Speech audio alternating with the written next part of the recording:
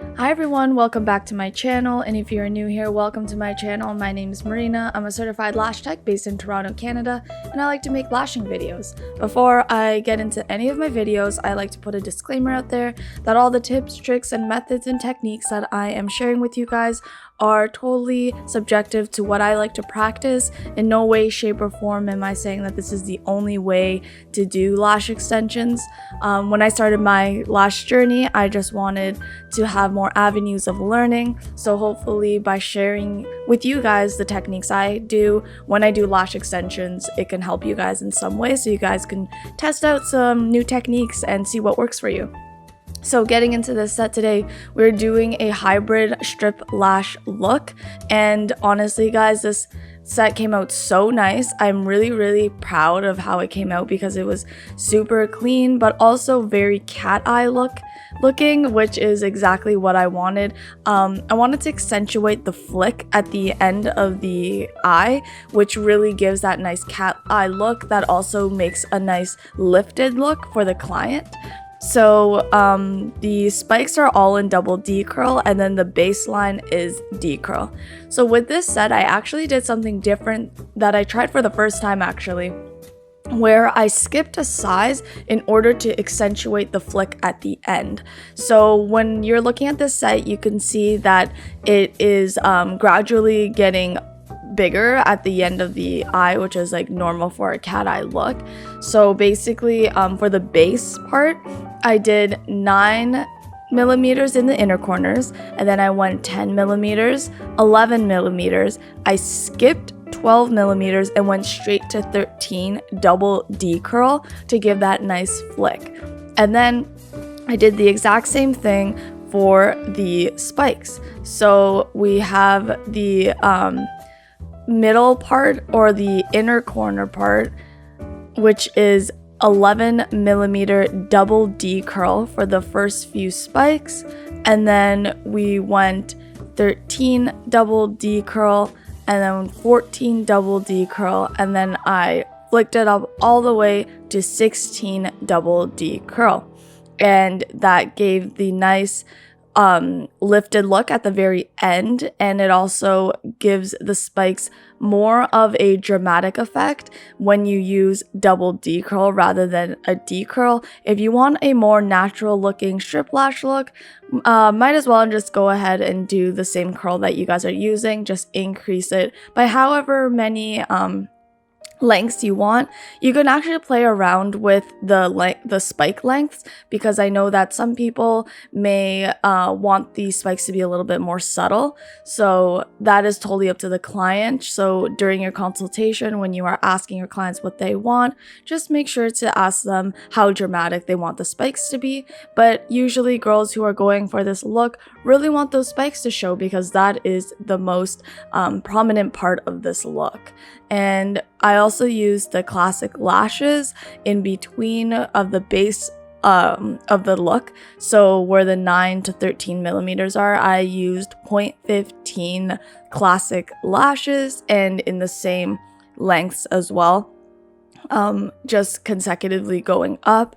However, for the spikes, I did not add any of the classic lashes because I wanted those spikes to be dense and prominent, not too wispy. And I find that if you are going to add in some classic lashes, you will definitely get more of a wispier look, which is totally fine, but not the look I was going for today. And so another thing that I wanted to add in was that with this look, it is very hard to show on a monolid eye. So a lot of Asians who don't have the double eyelid fold, I find that the strip lash look, or any look for that matter, can be kind of hard to see when you are looking at them from like face on. And so in order to accentuate those lashes, that's why I use the double D curls as well, and also try to make the spikes a little longer, because Asian lashes, like myself, our eyelashes go downwards, so you want to use a curl that will hold but also show. And this is where directional placement and the placement of your hand is extremely important, because sometimes if you don't get that base on properly or get enough of the natural lash holding onto the extension, it will easily fall off throughout the weeks. So make sure that the entire eye is attached. But my client was honestly obsessed with this look after we were finished. She told me that she has never had lashes that were this visible. Just because all the lash extensions she got before seemed to be not as curly, and she would always be able to see them, which she said bothered her. And this was the first time that she was actually very satisfied with a lash look, which made me extremely happy, because this was the first time she came to me, and she has had lash extensions before, so she knows what she likes. And so I do recommend for monolids, if any Asian person is asking if like what kind of looks would suit their eye better, I always kind of recommend the strip lash look, or even a textured look, just to get some length in there. And you want to be careful, because not all Asian lashes are dense and thick. Like mine are pretty thin, and this client, her lashes were on the thinner and shorter side, so you don't want to damage it. So just be mindful of how long you can go. Certain lashes were definitely stronger than others, and that's why I was able to go up to 16 on the outer corner. I did find that as I moved towards the outer corner of her eyes, they became a lot more thicker and longer. And yeah, so that's basically the look. It turned out really nice. I was really proud of it, and it came out super clean and also gave that dramatic cat eye effect that I was looking for. So if you guys like this video, please give it a thumbs up. If you guys have any questions, please leave a comment. I will try to respond to them ASAP. And if you are new here and you like my videos, it would mean the world to me if you would subscribe. Thank you guys so much for tuning in every week. I post every Sunday around 6:30, and yeah, it means a lot to me, and I'm so happy for your ongoing support as my channel is slowly growing. If you guys want to stay tuned for the next part, it would be a story time / whatever I feel like talking about today. So stay tuned and see what is coming up next. Thank you guys. Hey guys, so this is my favorite part of the video, where I talk about whatever I want, whether it's storytelling or current news, controversies, or even maybe sometimes conspiracy theories. But today we are going to be discussing something that has been in the news lately that has been really bothering me and has been on my mind, that has to do with cancel culture and homophobia. So I don't know if you guys have heard, probably have, because it's been everywhere on social media, but Dababy has said some pretty disgusting and rude things about the gay community in regards to HIV and AIDS at his concert. And many celebrities spoke out about it, and he also lost a lot of his lineups from Lollapalooza, Governor's Ball, and Day in Vegas. So honestly, I'm kind of not the one to support cancel culture. I think that a lot of people need to learn in order to grow. The remarks that Dababy said were, and I quote, "If you didn't show up today with HIV, AIDS, or any of them deadly sexually transmitted diseases that'll make you die in 2 or 3 weeks, and put your cell phone lighters up." Then he told the Florida crowd over the July 24 weekend, "Ladies, if your P word smells like water, put your cell phone lighters up. Fellas, if you ain't sucking D word in the parking lot, put your cell phone lighters up." So obviously these are really problematic, and a lot of celebrities, including Elton John, spoke out about it, because there's so much misinformation and stigma surrounding HIV, AIDS, and the gay community that people aren't really even sure about or even know about. And but Miley Cyrus took a really great approach to this controversy, because for me, cancel culture can be really toxic, because some people in this world are ignorant to a lot of things, and without growth, how can you ever learn and become a better person? And I do think that people can change, And Miley Cyrus said on her Instagram, as a proud and loyal member of the LGBTQIA plus community, much of my life has been dedicated to encouraging love, acceptance, and open-mindedness. The internet can fuel a lot of hate and anger and is the nucleus of cancel culture, but I believe it can also be a place filled with education, conversation, communication, and connection. It's easier to cancel someone than to find forgiveness and compassion in ourselves or take the time to change our hearts and minds. There's no more room for division if we want to keep seeing progress. Knowledge is power. I know I still have so much to learn. And honestly, guys, I kind of agree with her. I feel like a lot of people are quick to jump the gun and hop on the bandwagon of canceling someone, but everybody is human. We all make mistakes. And if we are so aggressive in the way that we cancel people, no one will ever learn. And I think education is key to allowing people to take accountability. However, the only time that maybe cancel culture would be okay is if someone murdered someone or, R-worded someone or did something and then blame it on someone else or something else rather than taking full accountability, because sometimes maybe you do need to be canceled to learn a lesson. For this situation, Dababy, I'm not gonna lie, there's a lot of hip-hop artists out there that are very homophobic.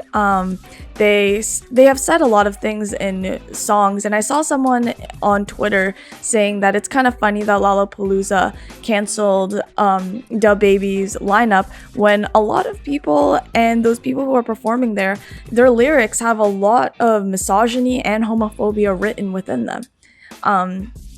Obviously, it's a PR stunt. That's literally what I've been thinking, is that the only reason that he isn't going to be performing is solely due to the fact that he's getting canceled. If he wasn't getting canceled and he still said those things, would he still be performing? Probably, because Dababy has a large fan base and they are going to be, getting into hot water if they didn't cancel his lineup. But at the same time, I'm hoping that they canceled his lineup out of actual ethical reasons rather than just because he's canceled and to save their reputation. But who knows, most of these companies are usually run just solely for money and for reputation purposes, so that's what I've been thinking. I wanted to kind of touch on also how Elton John spoke out about this. Obviously, he's a very, very, very well-known celebrity, and he said, "We've been shocked to read about the HIV misinformation and homophobic statements made at the recent Dababy show." And I'm reading also from People magazine, so I'm kind of quoting from there. I'll link the article below, but John74 wrote in a post complete with facts from the Elton John AIDS Foundation. This fuels the stigma and discrimination and is opposite of what the world needs to fight the AIDS epidemic. Madonna also used facts to counter Dababy's controversial statement. If you're going to make hateful remarks to the LGBTQ+ community about HIV/AIDS, then know your facts.